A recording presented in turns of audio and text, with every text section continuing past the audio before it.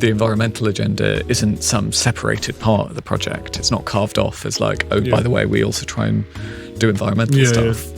Like it's such a core part of what the whole thing is. Mm-hmm. It would be a nonsense to be trying to serve a community while also poisoning them with noxious fumes. I mean, you must have had major alarm bells thinking, okay, we've got a 50 metre by 7 metre giant metal tube. How on earth is that going to work acoustically?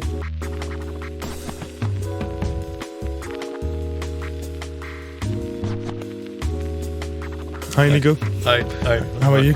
Yeah, I'm very, very good, thank you. I'm very good. How are you? Yeah, very good. But we've been together for the last 12 hours or something. Yep. Yeah. I arrived yesterday. I stayed in one of your old boats. Yep. Yeah. And we're here in Canary Wharf in another boat, in the hull of a boat that is used as a rehearsal space as well. But we can see some seats at the back. Can I ask you to introduce yourself? But before, we're here to talk about Theatreship. Okay. Can you introduce yourself first? Yeah, of course. So my name's Inigo, and I'm the project director at Theatreship, which is this new project in London's Docklands in Canary Wharf, converting some historic cargo ships into new interdisciplinary art spaces. So we're setting up a new art centre here. And we were meant to do the podcast in that boat, but it's not this one. Yeah, exactly. So we're actually on a different ship at the moment, which is still part of the project. But this is our smaller ship. So this is our sort of studio theatre, our screening room, cinema space. And where's the bigger one? The bigger one is currently on the wrong side of the North Sea. So it's right on the North German coast, so on the Danish border, but on the wrong side of Denmark. What's the name of the city or the place? It's called Flensburg. Okay. Which is a really beautiful town, but I've now been living in Flensburg for much longer than I ever intended, while we're trying to get the ship ready to cross across to the UK. You invited me there. I did invite you there, and you're still very welcome. I'm quite desperate for the company, to be honest. So anytime, yeah. Well, I would have liked going there, and it's a nice experience. But I've got a lot of kits to move, and I've got kids as well, so I can't leave the house for too long at the moment. Fair enough, I think. But it would have been nice. Yeah, kids are like boats. You just can't let them out of your eye for too long, otherwise they start sinking. And why is the ship still there? So we wanted it to be on a historic cargo ship because we wanted it to be really reflective of this area and the history of this area. And obviously, this is an old cargo dock. Yeah. But obviously, that also poses some complications. There's actually only 4 of these ships still intact in Europe. Okay. And the ship's nearly 90 years old now, and purchasing a 90-year-old cargo ship in almost original condition has meant we've got to do an awful lot of work to get it into a safe condition to actually make another sea crossing again, and all of that has taken time. And at the moment, the sea is not very nice.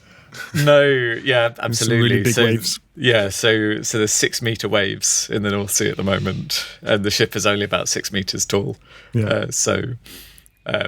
We're just trapped there, waiting for the weather to improve. Do you have an idea of when it will improve and when you'll be able to get the ship back in the UK? So I've got a weather forecast up to 14 days, and I can say definitely not for the next 14 days. Really? And after that, we're going to be crossing our fingers and hoping.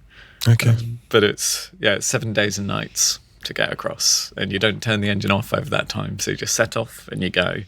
And obviously we need the weather to be clear and calm for that whole time.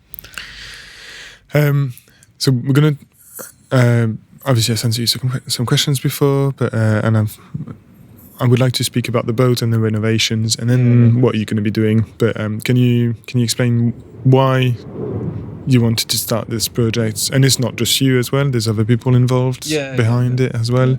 And why Canary Wharf as well? Okay. So why did we start the project, and why Canary Wharf? I think probably it's the answer to the second question, which is also the answer to the first question. So this area is really, really interesting. The dock we're in at the moment is one of the original cargo docks for London. And kind of the whole reason that London is here is its position on the river. So for centuries, it was the furthest crossing point down the Thames that you could do. And that's why London's quite unique for river cities, and that it sprawls across both sides of this very big river. And the Thames was then this entry point to the UK for kind of everything. And as London grew, the port of London grew. Yeah, in the early 1800s, this dock complex was built. Mm-hmm. Since then, it's been this fascinating entry point for so many different things, and so many of the communities still living and working in East London and London more broadly have these really deep historic connections to the docks. Yeah, you've got a white working class community who have very strong working ties to the history of industry here. Mm-hmm. There's a significant history of migration that's been related to the docks as well. So you've got all these people with these different links, but the docks today are very different. They're no longer there's no longer really any commercial or cargo operations, and we thought that there's something interesting there. You've got this infrastructure, you've got this body of water that all of these people have a connection to, and we thought that's a really real opportunity to open that up as a new public space, bring these people back to these space, like record and reflect these histories and these connections, and also reflect the changing nature of the docks. And so what we're doing is we're bringing an old cargo ship back. So one of the ships that used to be here in the docks when the docks were trading, and we're then opening that up with an arts program that reflects and celebrates part of the history and part of the communities here. The first time I spoke to you I understood that it was really expensive to get a theatre building. Yes. So was it an alternative to get a ship? Or you've always wanted to... You seem to be very liking ship and in love with ships, because we've spent the last 12 hours on ships. Yeah. And you've got some really nice projects going on in your life around ships. So was it more you're going to turn a ship into a theatre, or it's like, we want to the theatre and a ship is more cost effective? Right. So yeah, I mean, there is my personal prejudice here. I love boats. I've been living and working on boats for over 10 years now, and yeah, it's very difficult to find me on dry land. But that's not really the why, and the cost as well. It's not actually significantly cheaper. I mean, the maintenance overheads on ships are enormous. Mm-hmm. The reason for it being on a ship it's the reason it's in this area. It's that what we want to be doing with our arts program is connecting to these different people, mm-hmm. And celebrating this part of London, and having the venue itself be a part of that, be a reflection and a celebration of these people in this area is a real opportunity, I think. Yeah, definitely. Yeah. So when did you start it? Okay. When did you start looking at it and created the organisation? Yeah. Are you the founder, by the way? I didn't know. I presume. Yes. Yeah. So because there's other members of the team. Yeah, exactly. The team's quite large, and a project like this doesn't happen without lots of people coming together. Obviously. And I would I'd say that I think the more than the ships, more than anything else, it's the team which is our most significant asset as an organisation. Yeah. So we're so lucky with the people who have come together and supported this project, all working together to make something happen, and something that's quite like we're trying to set up a new art space on the water, and that's not really something that's been done before. Is it the first time in the world or in the UK? Do you know? It's certainly going to be the largest floating arts centre in the world. There are things that happen on boats. Anything that happens on land happens in a smaller and damper way somewhere on a boat. Mm-hmm. But certainly there hasn't been a project of this scope and this scale before. Yeah, I remember when I was, especially in Lyon, there was a few performance spaces or concerts happening in boats. Yeah, so it does must happen in other cities or other places, but of that scale. Can we start with how you started the projects? Of course. Organisation, when the structure and everything. Okay. So the genesis of the idea happened over lockdown, and it happened while I was here working on a salvage project. So there was a historic tugboat that had sunk in Canary Wharf, and I was here to bring her up and rescue the ship. Mm-hmm. By the way, sorry, do we always say her for a ship? Because that's obviously I spoke with my mum about it, and she said, but don't we say she and not it? And I thought, maybe I'll ask Inigo. So either is okay. So I think in modern parlance people tend to say it now. I've been working on boats and ships for a while, and certainly when you're talking to a lot of the people who've been around them for a very long time, her is still a very common usage. And I still slip into it sometimes without thinking. But we, as a project, we tend to use it for ships. Okay, so I'll carry on with it. It is fine. If I say her, just forgive me. I've quite a deep and personal relationship with some of these ships, which is understandable. So go on, carry on. So I was here to repair and salvage this boat, and I was here over lockdown, and I was really taken by this area.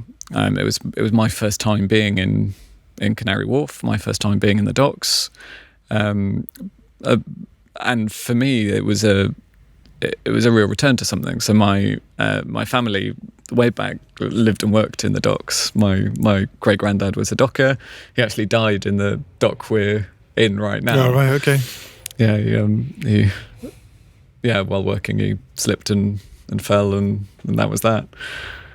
And there was something very interesting in being here, and obviously there's been all this really exciting new development in the area, but it's on top of this really rich history, and there's something really interesting, I think, in making some of that history legible again. So it was that sense of an opportunity, and I was working with some people here, and we developed the idea together, and we approached the Canal and River Trust to operate the docks here, and they were excited about it too. And that was about 3 years ago. Okay. And then we spent about a year developing the organisation and developing the plan, and then we purchased our first ship, which is the ship we're on now. In July 2022. Okay. Then drove that across and started the project on this ship. The dream for the project was always to be on one of these historic cargo ships. That's what made sense with the ideology of the project. That's what made sense with the area. And actually, when we started, we tried to buy one of these ships. So one of these 1930s diesel coastal ships. And we got really far down the sale process. I mean, I flew out to this the port called Korsør in Denmark. Okay. And we surveyed the ship and we put in an offer.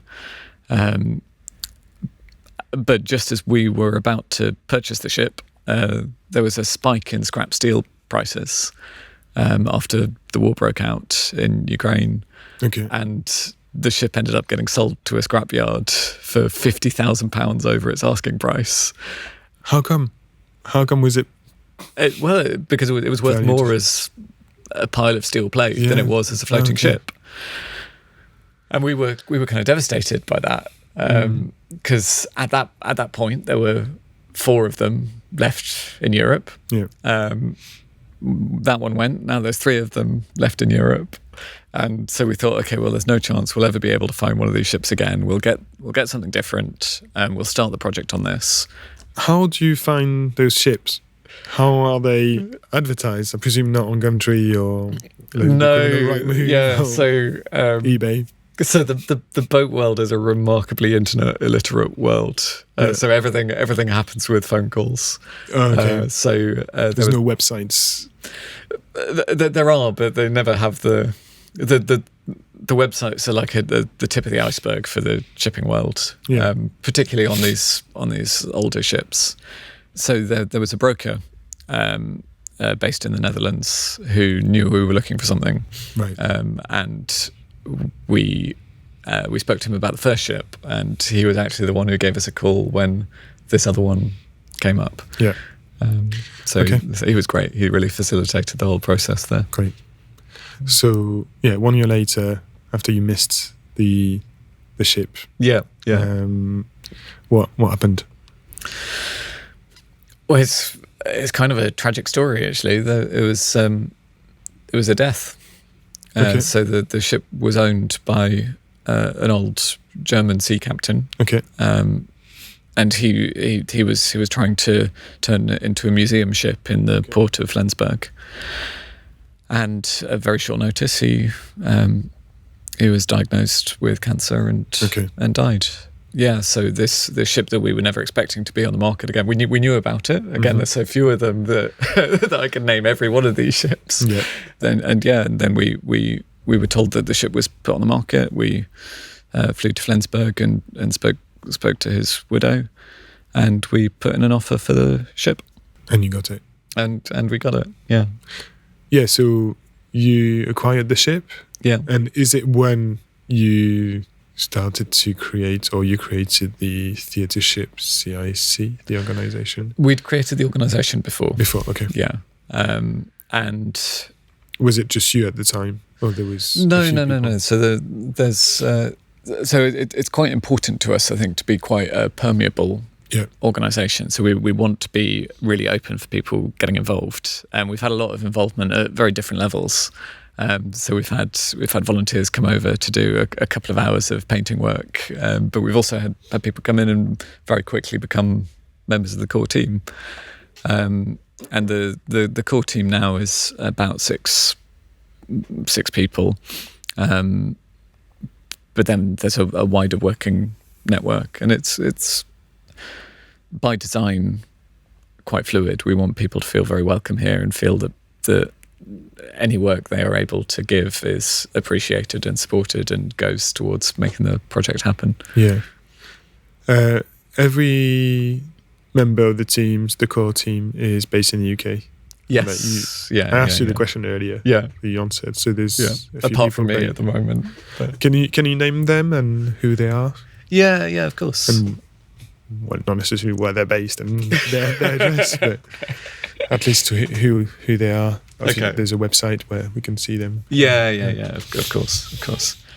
So the organisation is sort of split into separate parts, and we've got sort of 3 pillars on the programming side of things, and they've all been absolutely fantastic. So we've got Carl Luschmeyer. So he's a concert pianist and lecturer, and he used to be based at Trinity Laban Conservatoire across the river. Yeah. So he's been really helpful in developing the music programming.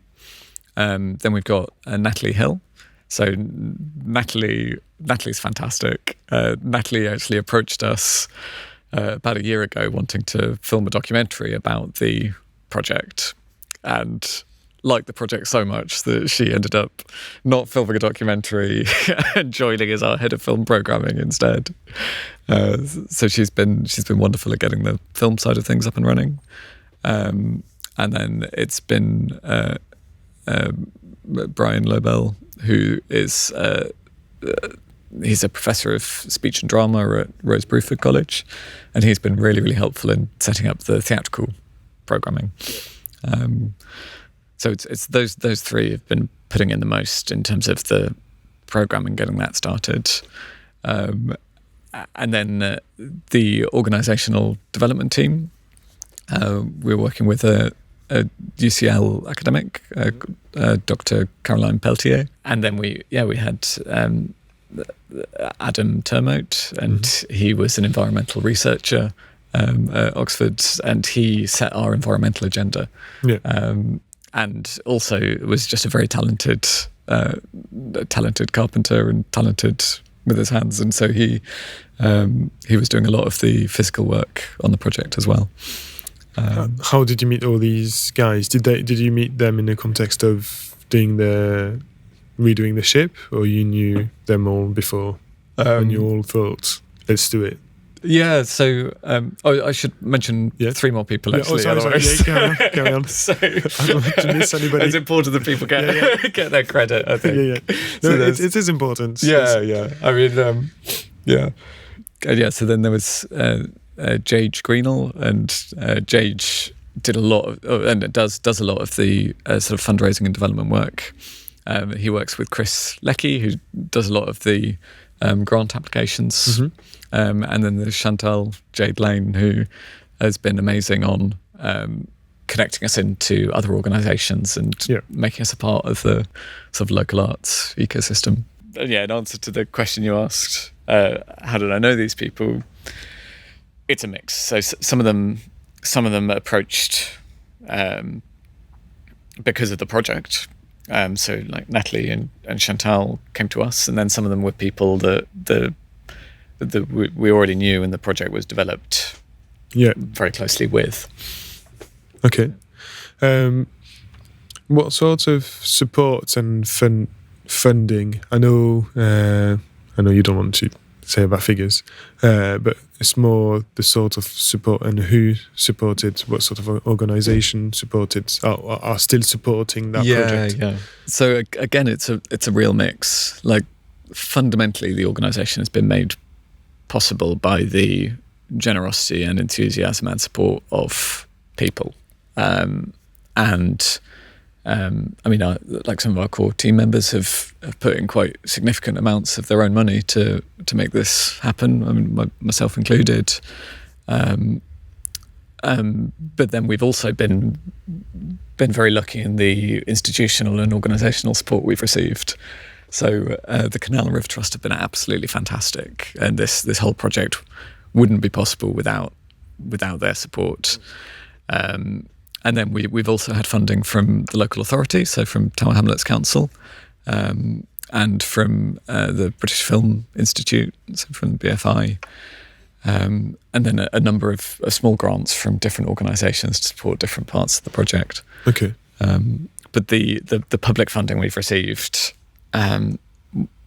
we're really pleased to be able to say that the 80% of the funding we've received has gone directly to artists we're supporting as part of our programming. So we've been able to cover the core costs of setting up the organisation so far with the private funding we've been able to secure, and then the public funding we've ring-fenced to support the programming and to give out to other people. Okay. So going back to this ship, yes. What state was it in when you got it?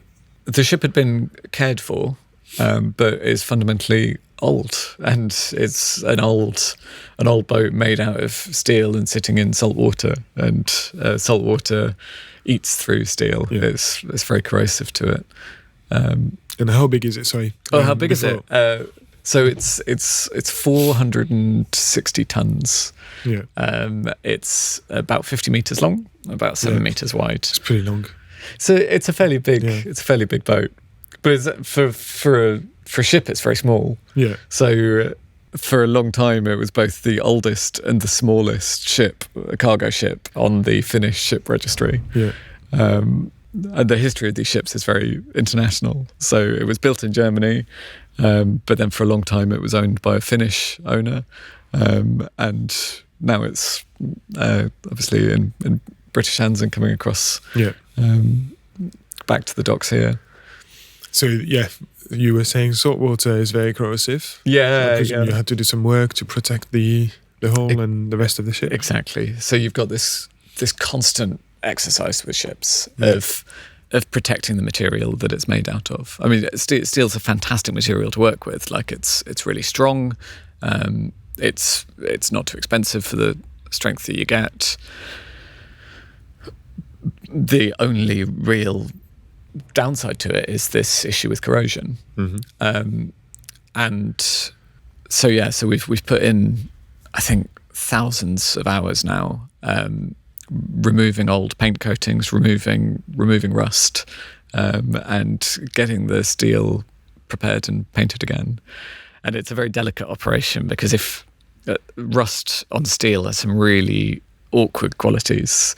So almost every metal oxidizes, some much more slowly than others. But some oxide layers are very inert. So aluminium, which is actually much more reactive than steel, the oxide it forms is very passive. So it protects the aluminium against further corrosion. But steel, it's a nightmare. Like the rust takes up more volume than the base steel. So as it rusts, it pushes off the layers of paint on top of it, which then removes the paint coating and then reveals more fresh steel underneath for the reaction to continue.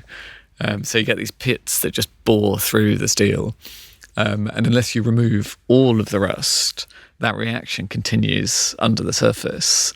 Interesting. So, and it's difficult work. You've got to be there with a grinder or with a chisel hammer, just laboriously getting rid of all of this rust.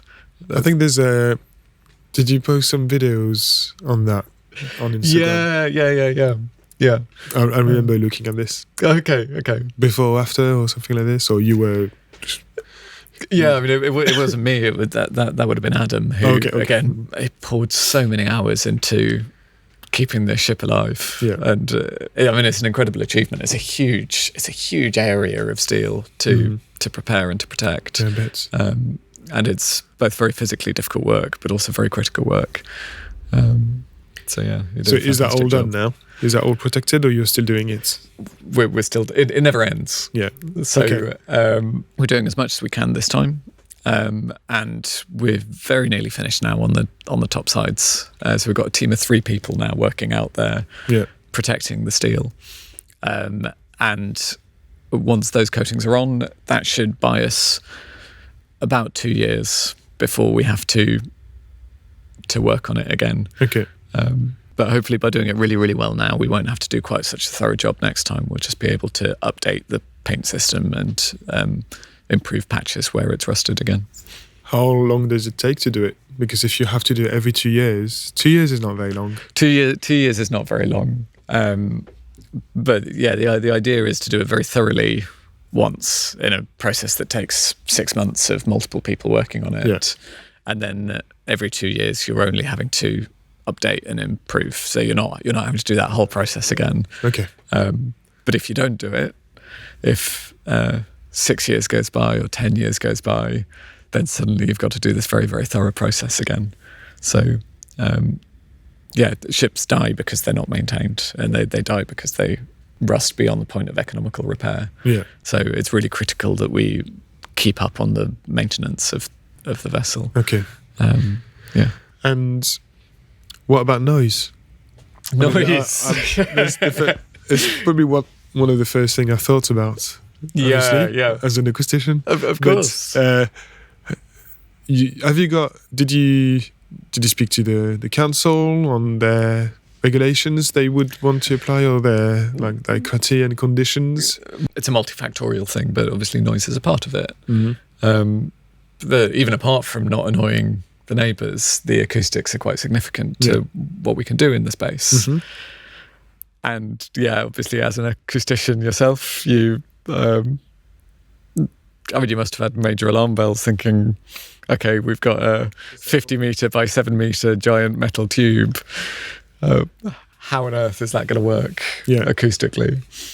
And so on this ship, on the one that we're in, we've done quite a lot of work on the acoustics, on sort of dampening the resonance and reflectivity of the material. And again, on the new one, we've got similar tension to the one I spoke about with fire exits, where we've got something that's really beautiful. We've got this old industrial space, and the more we do to it, the more we take away from that experience of an original space and an original ship. And it's amazing stepping into it. It's a huge sort of cavern, and it's got this whale boning of these riveted steel ribs all of the way down. You'll have to send some pictures about that as well. I will do. And it's really, really beautiful, and it immediately communicates both what the purpose of these vessels was, but also then what the purpose of this area was and the purpose of these docks. So what we broadly decided is to split the programming across the two ships in a way that works with their different features. So this one, which is much more acoustically insulated, we have for cinema screenings and for rehearsals, for anything where the sound is going to be really critical. And then the other one we have as a much more installation space. And where we do have acoustic work, we're trying to turn the acoustic properties into an advantage rather than a disadvantage. So we've got some really exciting stuff planned. We're working with an artist called Disinformation, he's going to be bolting huge sort of 1.5 kilowatt sonic transducers onto the ribs of the ship. Nice. And that'll turn that'll basically vibrate the shell plating and turn it into a big speaker diaphragm. And so you'll hear the fabric of the ship, and you'll hear the resonance of the space as you move through it, and the way so as you walk through, the sound hits you in different ways depending on where it's reflecting from, and so you get this auditory map of a physical space. How is it called? The system? The artist. The system. The sonic transducers. Okay. So it's just a little. It's like the element in the middle of the speaker. Like a vibrating material that you stick. Yeah. Okay. Yeah, exactly. And that's the kind of thing we could never do in an acoustically insulated space. So we're trying to see it. We're trying to find the opportunities in it,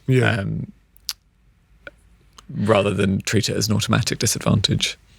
Yeah, because obviously the way we do it is to create a box. I would say the first thing that springs to my mind is you're going to have to isolate the theatre or the auditorium from noise spilling out. And therefore you need to create a box, and that destroys completely the look and the design you would want. Exactly. But if you don't have as long as you don't have flats 2 meters away from you, you should be okay. So the area where we're most likely to be operating most of the time is it's a commercial district, so there's very little residents nearby.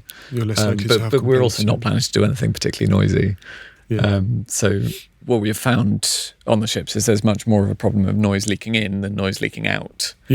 So this property of reflectivity actually contains all of the sound. But it makes it quite permeable from the outside. And how about the ventilation? How do you ventilate the boat? So the ventilation part is actually quite easy because ships are quite heavily regulated for under SOLAS, and that's the safety of life at sea, and part of that involves things like ventilation. So you've got these big ventilation cowls that go into the cargo hold, which is also to maintain the right sort of levels of humidity. So if you're transporting grain, which is what these ships mostly transported for most of their lives, it's quite important that it's able to breathe. So ventilation should be okay. Okay. Yeah, what type of events do you want to organise there? Because obviously you could just have drama, but you could have music, and are you restricted as well with the type of performance? I presume, well, yes, you are. But what sort of shows do you want to organise? The restrictions that we've got are more self-imposed than anything else. We want stuff that works with the identity of the area and the identity of the space. Yeah. And again, we want to be working with what we've got rather than working against it. So we're not going to have anything too loud on the other ship. Okay. So not pop rock or really loud amplified music. Well, I mean, in a metal box, that's going to be quite an unpleasant experience for anyone. Yeah. I mean, we do support that kind of stuff. So we have a lot of rehearsals here. Yeah. And this space that we're in right now has been used as a recording studio for a number of bands, a number of musical artists, a lot of jazz musicians as well. Yeah. But our programming focus is very interdisciplinary. So one of the things we're really interested in is, again, this idea of permeability. So it's in the same way that this space reconnects with lots of communities that are often quite separate from each other. We want to be doing that with different genres too. We've got a real focus on mixing different art forms together into the same programming. So, for instance, we've got this. We've got a film festival coming up, so that's part of BFI Cinema Unbound season. So there's films by British filmmakers Powell and Pressburger, and they're absolutely fantastic films. But as films, one of the really interesting things about them is they have tendrils out into these other art forms. So they've got they've got really interesting visual design and artistic design, and they've got really interesting sound design, and that's a real opportunity to highlight these things, almost like it's kind of like chromatography. So by pairing each of these films with different art forms, you are more able to focus on and tease out that strand that runs through the film. Yeah. In a way where if you're just watching it, it might just it all gets lost into one cohesive whole. So yeah. Interesting. I was also wondering if you've got like if you had a design process of what you want to do exactly and how you can fit things. What was yes, because you've talked about fire regulations and everything. Yeah. So physical design. Yeah. I mean, we do, and again, so much of this has been made possible by the support and generosity of interested people. So we had it was fantastic. We had a Latvian architecture school, so RMMT, based in Riga in Latvia, and they sent 17 students here just last week to draw up designs and to. So this was going to be their final year project, and it was a learning experience and a fun trip away for them. But it was really, really helpful to just get 17 interested minds thinking about different ways of solving the different design problems. How did they hear about it? Oh, that's a great question. Because it's quite far. Like, it is quite far away, isn't it? So I from my time at university, I knew someone who was studying architecture at the same time, and I actually ended up selling them a boat. And we stayed in touch, and they're now quite heavily involved in this architecture school or design school in the architecture side, and they thought it would be a really great opportunity. Yeah, hopefully you get more. Yeah, it'd be fantastic. Yeah, anyone ever wants to come and learn something or do something, it's part of our remit as an organisation to be supporting other organisations, and particularly supporting the development of young people. Yeah. So if there's any way we can facilitate that, we're really enthusiastic about doing that. Yeah, I think architecture schools are very keen for those sorts of projects and spaces. Oh, it's a fascinating space to try to reorganize and I mean, it's a great middle ground of working with very significant existing constraints. So there's stuff you just can't change. Like you can't just knock a wall through because you suddenly get an awful lot of water coming in. And you're constrained by the material. But there's also so many opportunities in that. Like you've got so many different design elements that you can be in dialogue with, so many different parts of the history of these vessels. And it's moving to a really, like changing the use of something is a really interesting design question. Where you're working with existing materials, an existing structure that was designed for a purpose. And then through your design modifications, you're changing the purpose it's able to fulfill. Yeah, it's interesting. And so I presume you've not had any outcome yet from that collaboration. They gave us some great chocolates, but we haven't had the designs through from that. But even talking was very, very useful. And we've had other designers, other advisors come in. So we've had we've had some really great sound engineers come and explore the space and its acoustic opportunities. How about other more technical? I guess, did you have a theatre consultant at all advising you on organising everything? So we didn't have a theatre consultant directly, but that's partly because a lot of our core team have a lot of experience in exactly this kind of area. So that's something we've been able to answer questions quite robustly in-house. Okay, interesting. The first time we spoke, you spoke about reusing as much material as possible. So you've got a certain sustainability plan, and I presume those seats are reused. They're not brand new. And did you mention also? You mentioned that you were gonna try to reuse some existing seats for the theatre. Exactly. And reuse as much as you can. A lot of this is all part of the same core idea, really. So the ship itself is reused and repurposed, and it's a thing that otherwise would have been scrapped. And the design philosophy that runs through the space is trying as much as possible to work with and reflect existing things, and that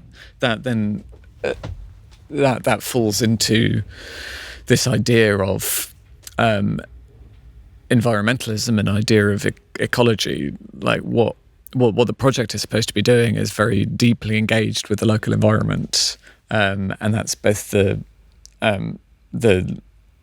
that's the local ecology, that's the different communities here, that's the different people here, but it's the material ecology, so it's the different buildings here, the different structures here, but it's also the sort of I guess you call it the more natural ecology. So there's lots of different stakeholders in the project, from right down from the ducks and the coots to the companies of Canary Wharf.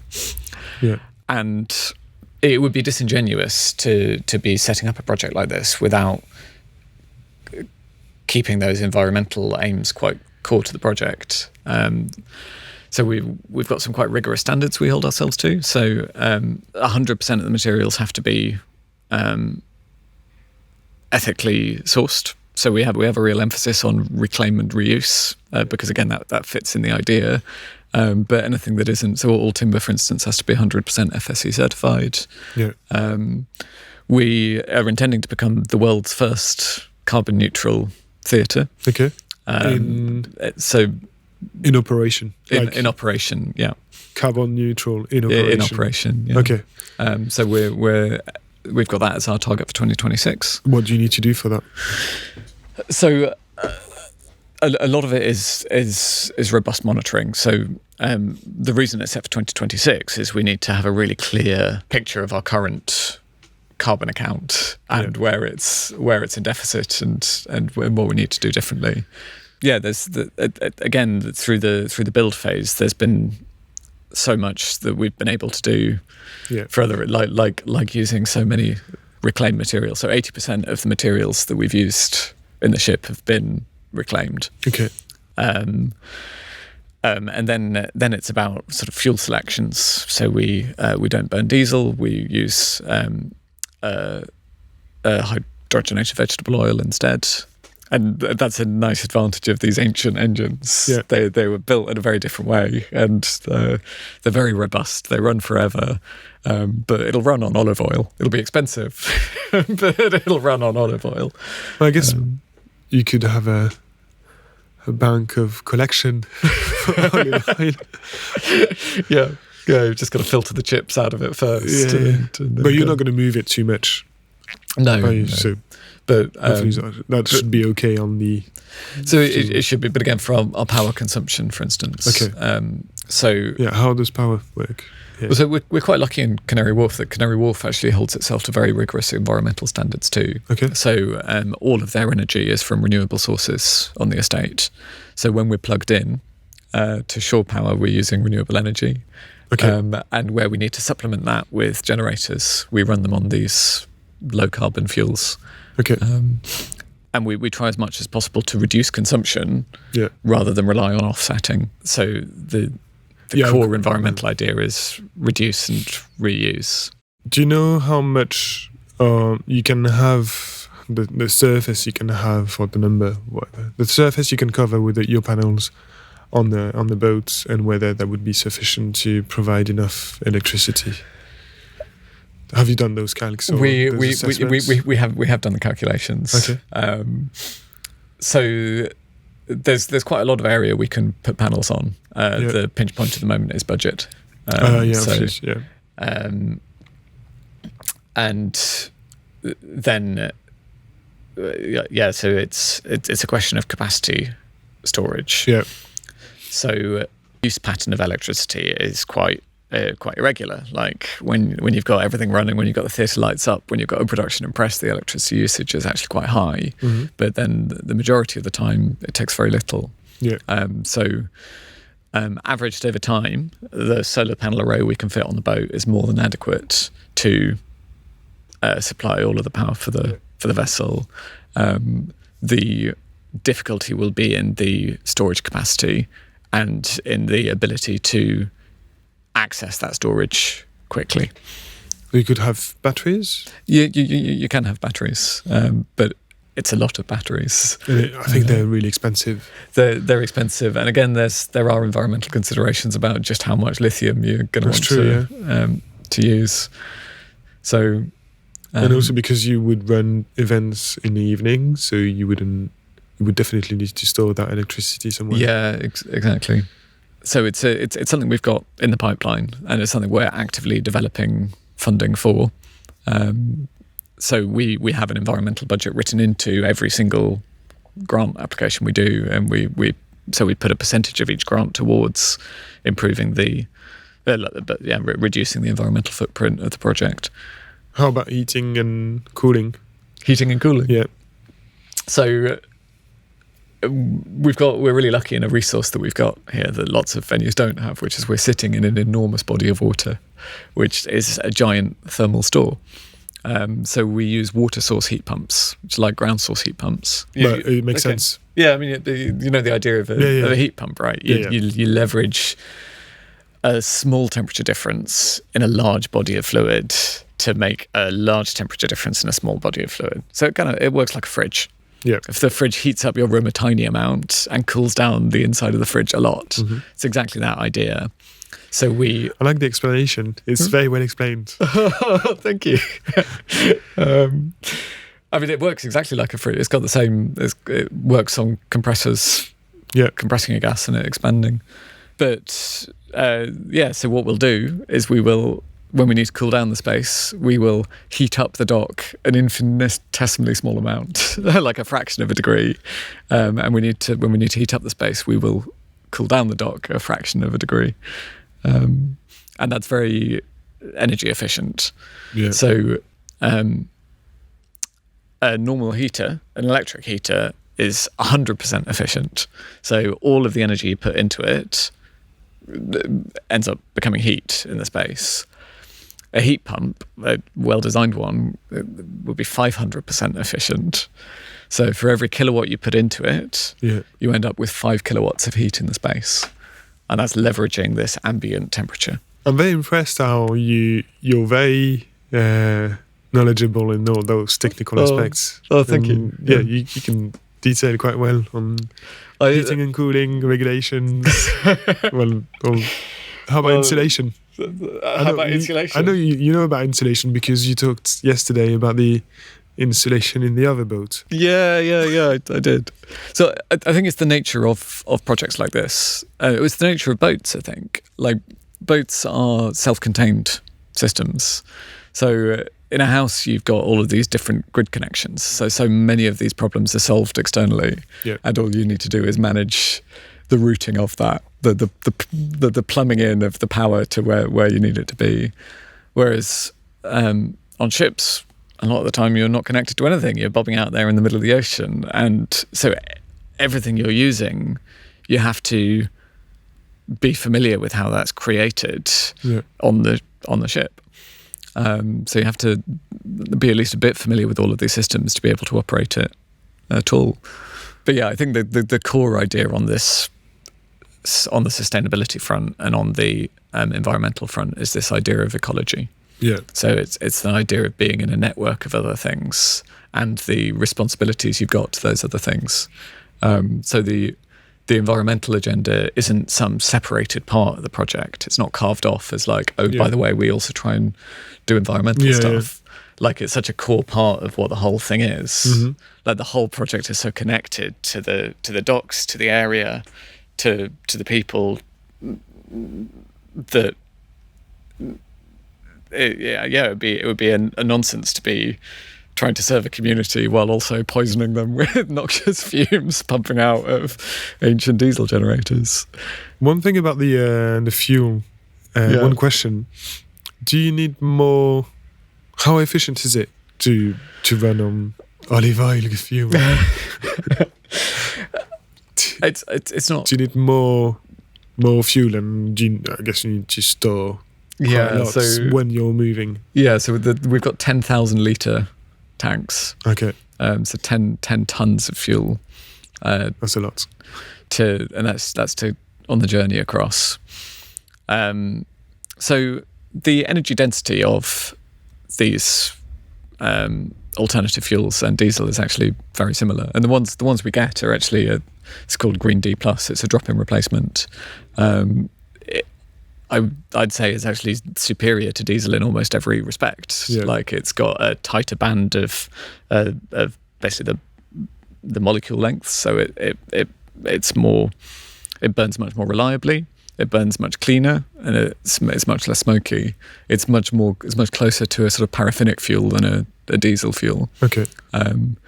Particularly shipping diesel is often has, for instance, a much higher sulfur content than road diesel.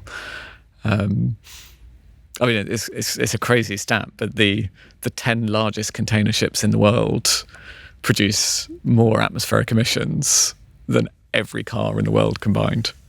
Really? Yeah. That's just 10 ships. And that's partly a function of the fuels that they burn. And also obviously just the sheer size of the engines. I don't know any numbers, but I read an article recently on was it an article or was it just a YouTube video? I think it was a YouTube video, because I don't know that many details, but on cruising ships being very, very profitable for cruising companies, because you can squeeze a lot of people in a very small space. It's efficient packing of people, isn't it? Yeah. But it's so bad in terms of emissions, fuel emissions. Yeah. So,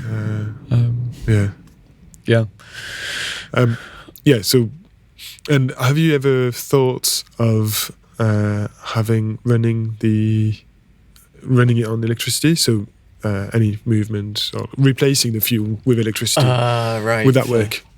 So we have actually run some of the evaluation on this.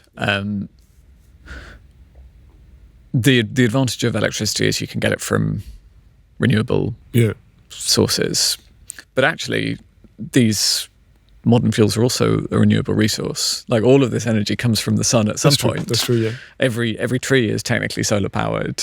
Even fossil fuels. Yeah. That energy came from the sun. It was just from trees or from algae a long time ago. Yeah. And so it's renewable over a time frame that's kind of irrelevant. It's renewable over millions of years. Mm-hmm. But yeah, our drop-in fuel replacements are renewable. They're grown. Okay. They're grown in a season, they're processed, and they regrow again. So all of that carbon is recaptured.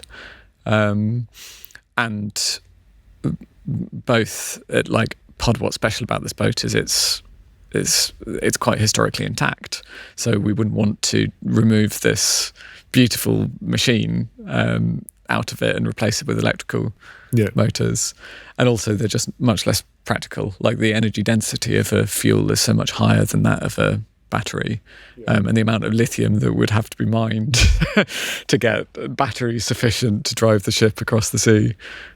True, yeah, the autonomy would be, you wouldn't have a great range. So there is a toss-up in all of these environmental things. There are so many different factors, but it is not automatically true that electric is better or cleaner. Yeah. And there's a big risk in lithium batteries setting on fire. Yeah, exactly. Which I didn't know about. Right. But, apparently there's loads of electric cars that are setting on fire, even when they're not on the road. Well, yeah, I mean, it's a lot of energy. If you think, it's like with a fuel tank. Like if you're storing enough energy in this box to be able to drive a car 500 miles, if you release all of that energy all at once, it's a big bang. Yeah. So a lithium battery that goes bang makes a big explosion. Let's go back to the ship, and I've got questions of when the ship will be done and how you will operate it. But what's left to do in the ship, and when do you see the time when you'll be able to open it to the public? Okay.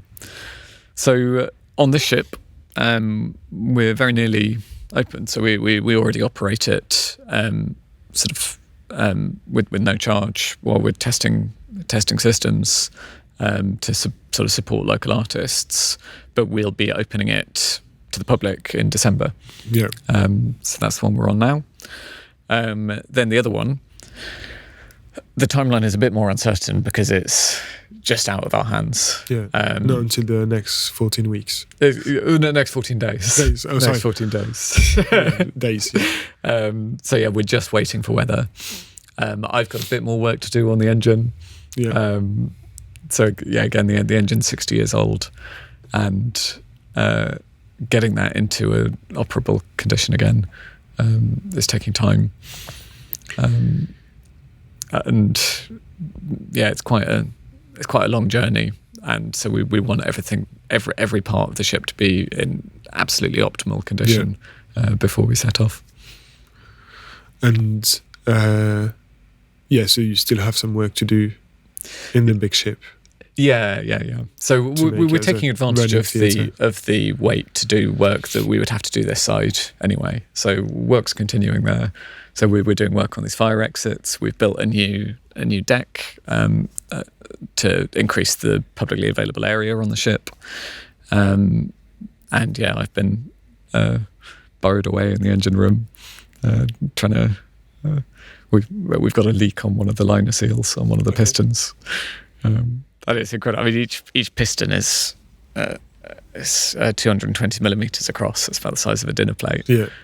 So each one displaces the same. So it's the same as about 10 like normal cars. And that's each piston. Again, I saw one of your latest videos. Is it the last one? Explaining how is it a piston you were fitting? And you froze the piston because it was like 1 millimeter out, and you decided to freeze it. Is that right? Yeah, that's exactly to right. fit in, and it fits perfectly. Yes. And I saw that video, and I thought, oh, that's interesting. And I did, have a look at everything and all the process of it. Yeah. Can you explain that video and that process? Yeah, of course.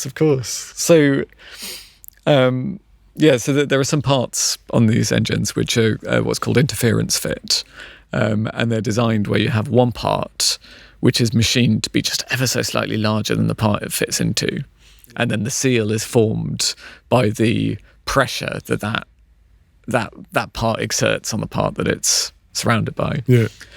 And those are often fitted, well, when they're factory made, they're fitted with these big hydraulic presses that just push it into the slot. I don't have one of those. So what I was taking advantage of is the fact that steel expands and contracts in different temperatures. So the hotter it is, the bigger it is. The colder it is, the smaller it is. So I went to a sort of commercial bar company. I bought all of the dry ice that they had, and I put this ring into the dry ice. So that's frozen carbon dioxide, and that's I can't remember exactly, but it's like minus 78, something like that. Quite low. Sorry, it's quite low. Yeah, which is quite cold. It's quite cold. Yeah. And then that ring just shrinks down as it freezes, as it gets colder and colder and colder. It shrinks down by just that fraction of the millimeter that you need. So then you just pick it up with very thick gloves and you drop it into the slot, and it just perfectly falls into the slot. Yeah. And then when it warms up again to the ambient temperature of the engine, it expands out. And that's what then creates that interference fit to prevent any leaks. It's great fun. Interesting, satisfying. It looks great when you take it out of the bag, and it's so cold that it just immediately crystallizes white as the ambient water vapor in the air just freezes on it. I wonder if we can share that video. I could send you a copy for sure. Yeah, we'll have to try it. Yeah. Great. And so now let's assume the ship is done. What are your plans to operate the ship? Will you be operating yourself? Will you get an operator to operate it? And obviously we spoke about the shows, but if maybe you can give more details and elaborate that point as well. Okay. So the point of the organisation is really to be facilitating this programming we're excited about. So in a lot of the operations will be done in-house, and again, this is the same idea coming back again in lots of different ways. Like this, we don't want our programming to be just us saying what we think stuff should be. So again, it's very open to stuff. So there will be stuff we're producing in-house, but a lot of what we're doing is putting it out to an artistic community and facilitating and supporting people to develop their own projects in the space. Yeah.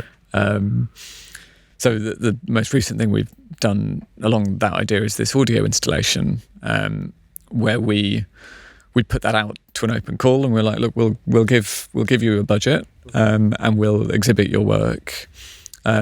These are the ideas we want to engage with. So we wanted those pieces to be, each one to be differently engaged with the local environment of the docks.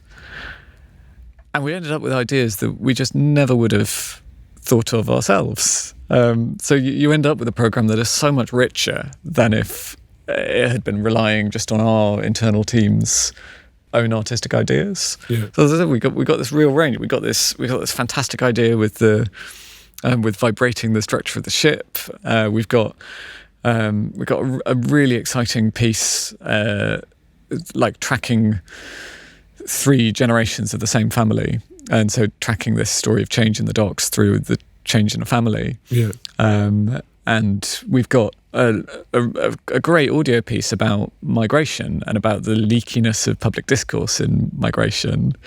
And that is a piece that takes clippings from news reports, audio clippings and news reports, but it's then mixed by a buoy, as in B-U-O-Y, with an accelerometer on it in the dock. So it's the water which mixes mixes these sounds in and out together. So you hear the sound of the water in these voices drifting in and out with each other. Thanks for clarifying the boy, because I thought we're not exploiting child labour for audio mixing. Great. But so we get these fantastic artists, and being able to provide the space and some budget to support them ends up with a much more exciting programme than if we were just trying to do it all ourselves. Great, I can't wait to... we'll have to organise another episode on when it's done and when it's running, and what it looks like also when it's finished. Yeah, of course. Are you thinking of using the boat to tour around cities? But, given how restricted you are with the sea conditions, maybe this is... You can't do that anywhere, or you have to be pretty sure that you can be at a certain place at a certain time, regardless of the weather. Exactly. So, again, because so much of what we're trying to do is in dialogue with what's around here, our focus, certainly in the early years, is on building and developing a community and an identity here. Mm-hmm. But one of the great advantages of being a boat is a boat can move. Yeah. At about year 5, we do have plans to take the ship, or one of the ships, probably the smaller one. Basically, the bigger one, the smaller one, I can legally drive, so that reduces costs quite significantly. Whereas the bigger one, we need to have a whole crew. Okay.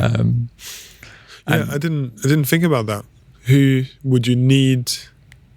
Would you hire a crew to move it, or you would have you've already got that crew involved as a volunteer, part of the organisation? Yeah. So again, I'm consistently amazed with the skill sets of different people who are keen to come and just be involved. Yeah. So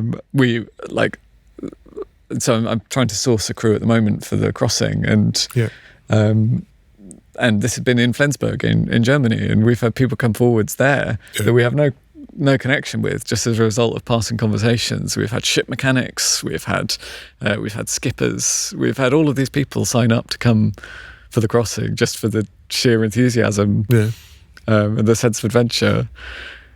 And that's so nice to see. That brings so much more than, not only does it save the cost, having enthusiastic and engaged volunteers, having people becoming a part of the project is so much a part of what we're trying to do, and it brings so much more than it just brings so much richness. Yeah, definitely. To what we're doing. We do also have a professional skipper as well, who I've worked with quite a lot before, and he's fantastic. He's called Stefan, and he's both a surveyor and a skipper. And certainly the insurance company are very happy about that, because they figure that if the surveyor is happy to drive the boat himself, then probably the boat is sound. Yeah. So, yeah. You mentioned insurance. Can you tell about how much it costs to run? Is it expensive, and is it more expensive than running any other ships? I guess as soon as you have public and performances. Yeah. So we've split the insurance is actually split into the different kinds of operations. So there's insurance which is covering the I guess what you call the marine risks, like the risks which are unique to it being on a boat. Yeah.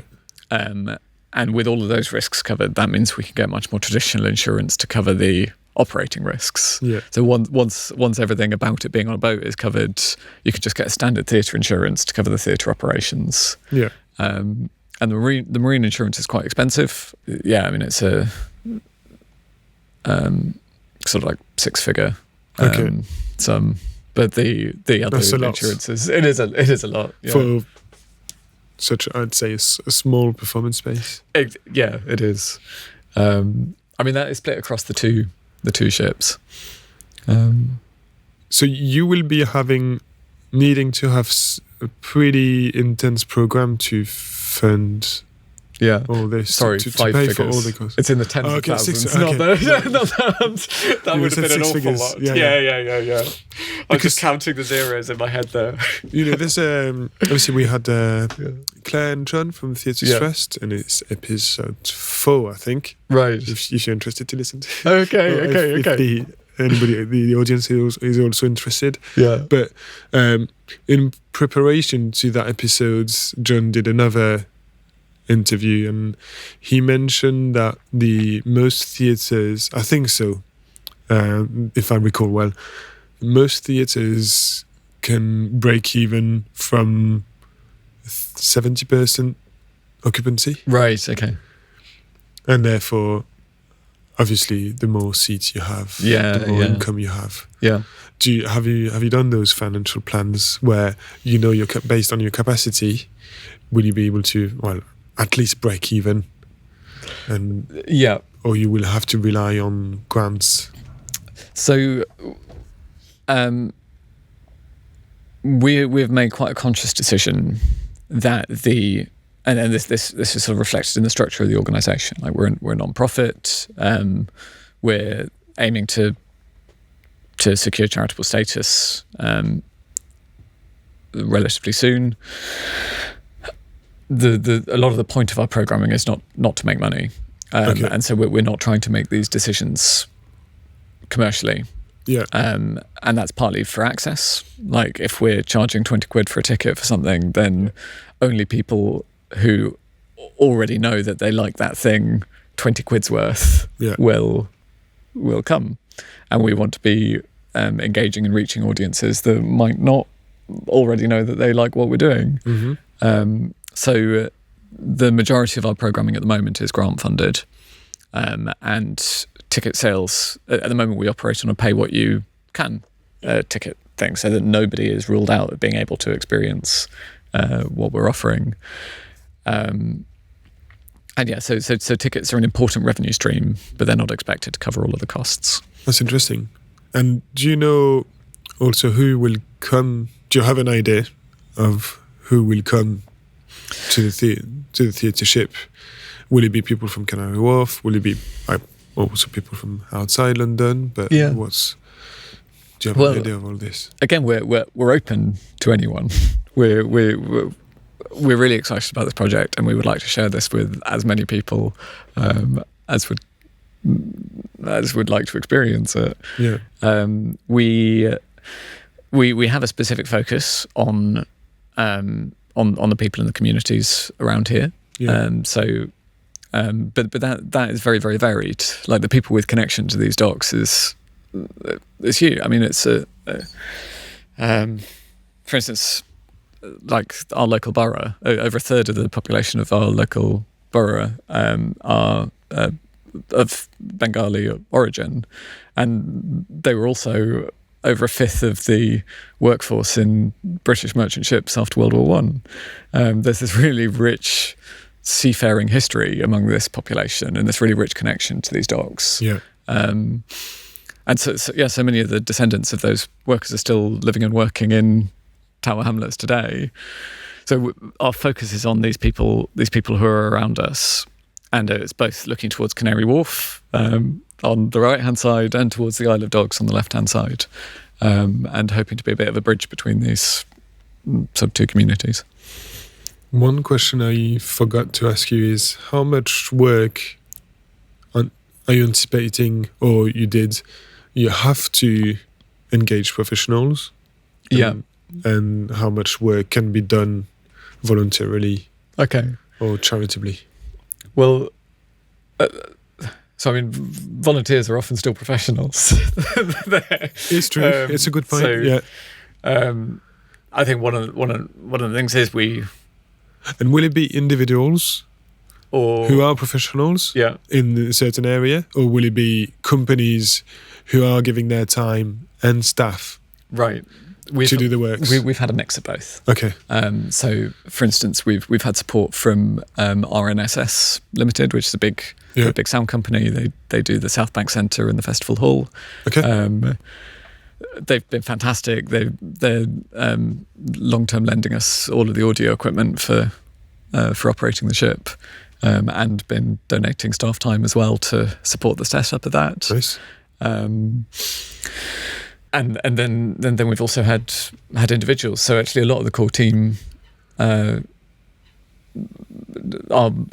volunteering. Yeah.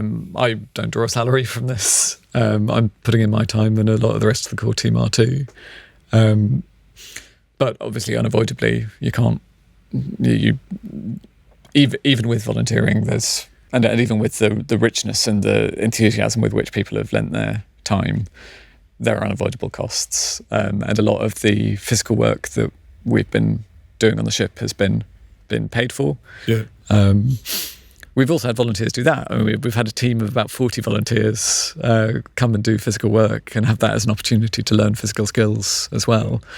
And that's been hugely useful. But as we spoke about earlier with the rust and the sheer scale of it, you can't expect people to tackle a project of that scale for free. And I guess also insurances would want that done by professionals. Yeah, so you want it to. So we've got our own employers' liability insurance, but yeah, obviously you want people to have their own. There's particularly contractors to have their own public liability insurance too. But the thing is, even people who are paid, that doesn't mean that they're not being incredibly generous. Like the support we have had from paid staff as well, who repeatedly go above and beyond. The amount of love and care and attention that has been put into these jobs is just overwhelming. Yeah, it's true. You can pay a company, but they can go further to what they can extend the scope, or they can go really far with the scope.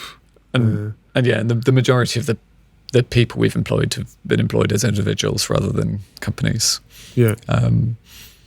You should. Well, it's good for if people who listen to that podcast. Yeah. There's a lot of big companies who have volunteering days. Yes. Yeah. And I remember us struggling or trying to find something. Yeah. So that's an idea. If they want to find somewhere. During their volunteering days, and a lot of the organisations here have a lot of volunteering days. They've not done it yet because we've been, as we're developing the systems, we've been developing it sort of quite close, and then once we've got enough sort of full-time staff to be able to manage a larger volunteer program, if we're getting that many people in at once, for instance, we need to have clearer structures in place for managing that. Great. I think we've gone through everything, haven't we? Okay. Yeah. Have you got anything to add before the last questions? Any credits you'd like to give to some people? Any credit? So who have I credited so far? So I think I've done the team. Volunteers. Yeah, there's all of the volunteers who've come and supported us. And again, it's not like there's this really clear distinction between someone who is a volunteer and someone who is a team member. All of these volunteers are part of the team, and a lot of the team started out just coming along for a day and then stayed for a year. And then also our labourers as well. So we've got Jean and Jan and Julius all working out on the ship in Germany at the moment, and they've been great. We got Francis and Casper who've been working here, and they've been fantastic. And again, we've also had all this funding and support from all these local organisations. We remain incredibly grateful for the support, without which this project wouldn't happen. Cool.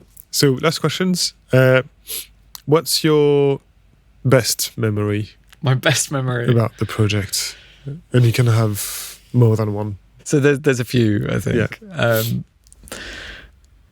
One of them has got to be. So we spent, I think it must have been about 3 months waiting for parts to arrive for the engine, and getting it all reassembled. That first moment when it sputters into life again is just that sheer relief and that sheer joy. Yeah. You've got this beautiful ancient machine that's enormous and complicated, and seeing it alive again, seeing it working again, and that was a very joyful moment. Then other ones, I think some of the development work for this audio installation I was really excited about that, because again we were sort of trialing something slightly new of putting this out and seeing what we'd get, and it would have been very possible that we wouldn't get anything back at all. And it was just a real confirmation of that idea working. Like, we just got such interesting ideas executed so well by in a way that just really confirmed that involving others, putting stuff out there is so much more effective than whatever I would have come up with if I was trying to create 6 audio pieces myself. So those are two points, and I think maybe one other is the moment when we took this ship across the channel. I was on watch at dawn in the middle of the journey, and we were right in the middle of the sea, and it was a completely flat day, and seeing the sunrise over the sea, where you get the very first crescent of it, because there's no you've just got the pure flat horizon. There's an immense sense of peace, I think, and it really reiterated what's so lovely about ships and shipping. This the possibilities they open up, this ability for like international crossing.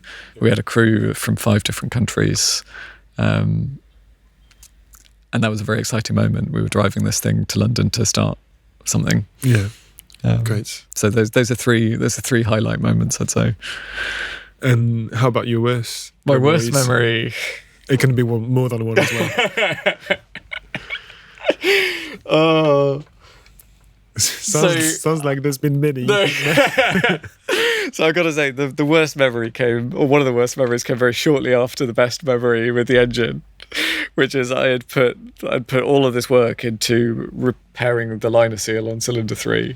Yeah. And then this engine coughed back into life after that work. And then I did a load test on it for 6 hours. And then the liner seal on cylinder 2 went. Just that roller coaster of the enthusiasm when it starts up to just oh no, not again. But that's the risk you take on with these heritage restoration jobs. Yeah.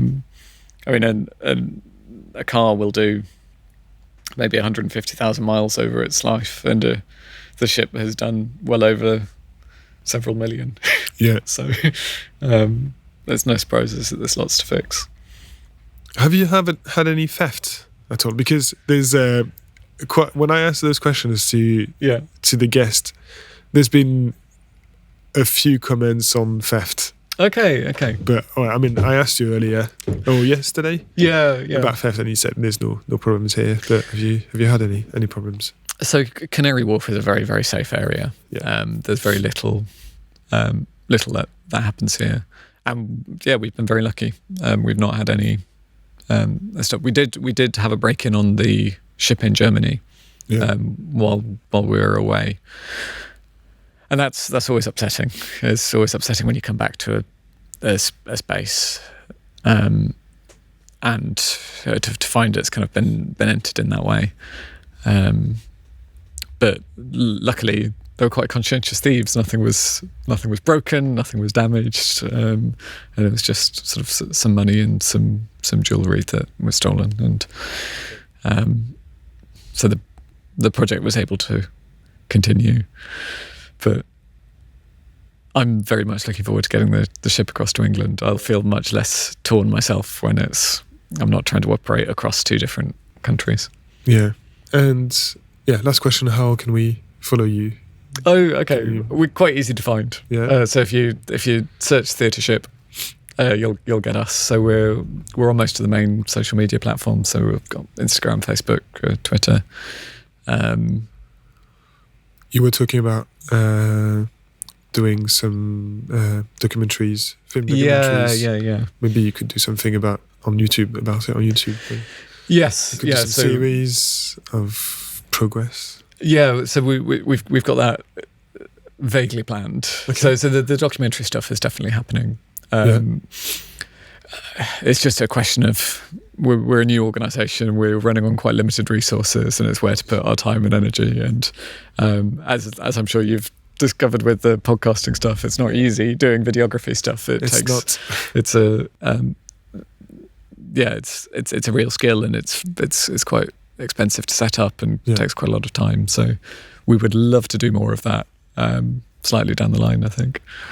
And have you got something like a newsletter to keep people informed? We do. So if you go to our website, again, if you search Theatreship, and you can subscribe to our mailing list, and I will keep to update you. I'm sorry, I haven't already. No, that's fine. That's fine. Yeah, but thank you very much. Thank you, Inigo. Thank you, Marc. And hopefully we'll organise maybe not soon, the episodes. We'll have to let it go. But I look forward to having an episode on the theatre completed. Yeah.